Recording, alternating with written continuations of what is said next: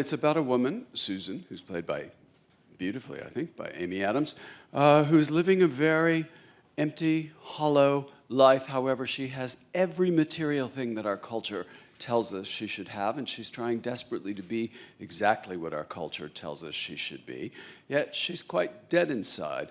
And she receives out of the blue a manuscript written by her first husband, and she starts to read it, and it is violent, and it's dark, and do you want me to keep going? We should say just there's one detail that I wanted to tease the audience with. When she receives the manuscript, it draws blood. It does. She rips open the paper, and there's a prick on her finger, which tells you a bit about what's to come. That's symbolic. Yes, it is definitely symbolic. So then what is the... Well, her husband is trying to say to her through this book, which is very visceral and quite the opposite. It's set in West Texas with Michael and Aaron playing good guy and bad guy.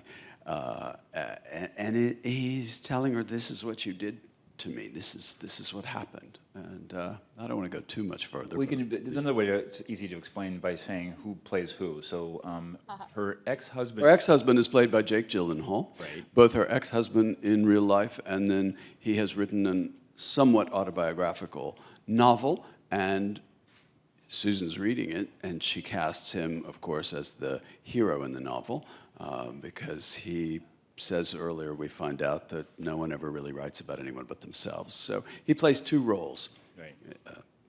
And there's three different sort of narratives. There's her life as an art.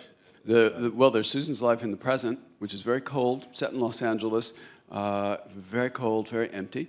Then there is this novel, which is very visceral, which is set in West Texas, totally different world, totally different tone. And then there are the flashbacks of Susan's life when she was younger, because this novel starts to make her think about her life with Edward, Tony, and through reading this, she changes her perception of the past.